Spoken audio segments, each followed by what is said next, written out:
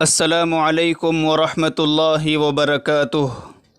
بسم اللہ الرحمن الرحیم۔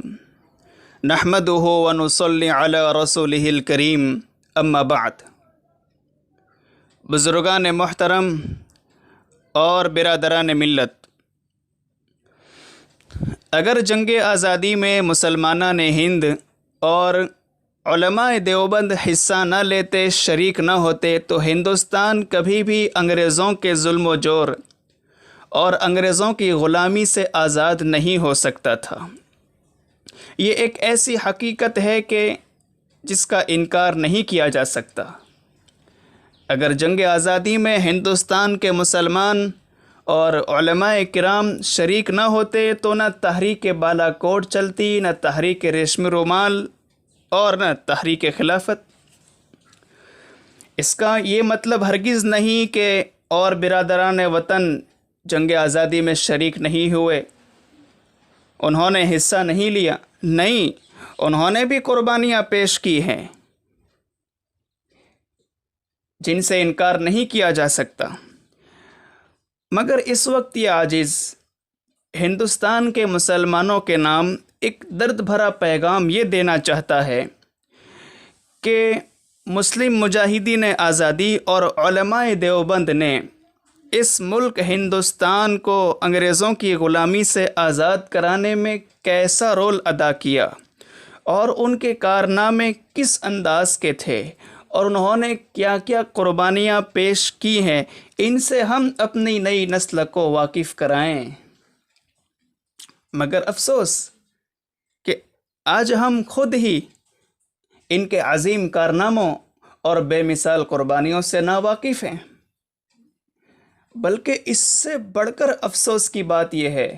کہ ہم ان مسلم مجاہدین آزادی اور علماء کرام کے ناموں سے بھی ناواقف ہیں،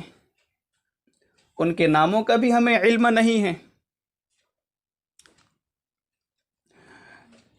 جبکہ کرکٹروں اور فلمی اداکاروں کے نام بہت اچھی طرح یاد ہیں اور ہم نے ان کی زندگی کو آئیڈیل بھی بنایا ہے، اور انبیاء اعظام علیہم الصلاۃ والسلام، صحابہ کرام رضوان اللہ علیہم اجمعین، بزرگان دین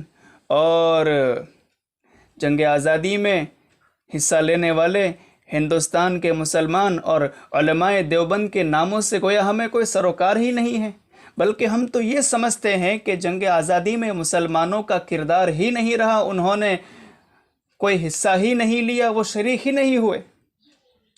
جبکہ ابھی میں عرض کر چکا کہ اگر ہندوستان کے مسلمان اور علماء کرام جنگ آزادی میں حصہ نہ لیتے تو انگریزوں کی غلامی سے ملک ہندوستان کبھی بھی آزاد نہیں ہو سکتا تھا۔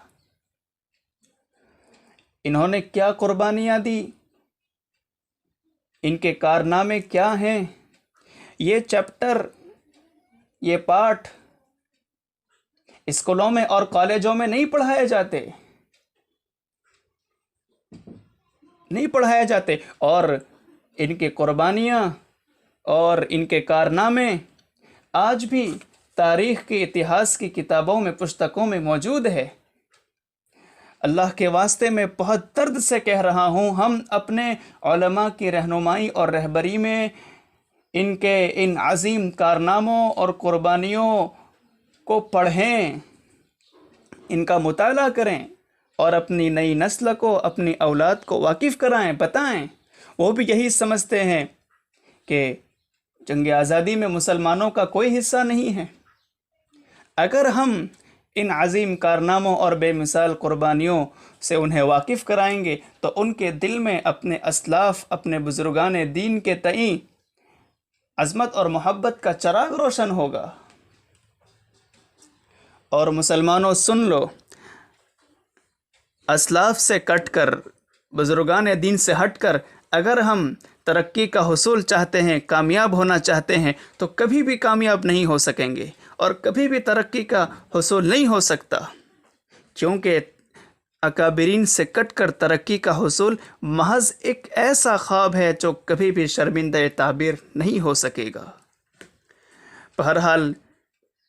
میرے اس پیغام اور میری گفتگو کا بات کا خلاصہ یہ ہے کہ ہم اپنے ان مسلم مجاہدین آزادی اور علماء کرام کی بے مثال قربانیوں اور عظیم قربانی اور عظیم کارناموں کا مطالعہ کریں، پڑھیں اور اپنی نئی نسل کو ان سے واقف کرائیں تاکہ ان کے دل میں اپنے اسلاف کے تئیں عظمت اور محبت کا چراغ روشن ہو، اور موجود اکابرین سے مخلصانہ تعلقات قائم کریں، ان کی مجالس میں حاضری دیں اور ان کی بتائی ہوئی باتوں پر دل و جان سے عمل پیرا ہوں۔ اگر ہم یہ کر لیں گے تو انشاءاللہ ہم اپنے اور اپنی نئی نسل کے ایمان کی حفاظت کر پائیں گے۔ اخیر میں اللہ رب العزت سے دعا ہے کہ اللہ رب العزت ہم تمام کے اور اپنی نئی نسل کے ایمان کی حفاظت فرمائیں، اور ان مسلم مجاہدین آزادی اور علماء دیوبند کی قبروں کو نور سے منور فرمائیں۔ آمین بحرمت سید المرسلین و خاتم النبیین صلی اللہ علیہ وسلم، وما علینا الا البلاغ، وآخر دعوانا ان الحمد للہ رب العالمین۔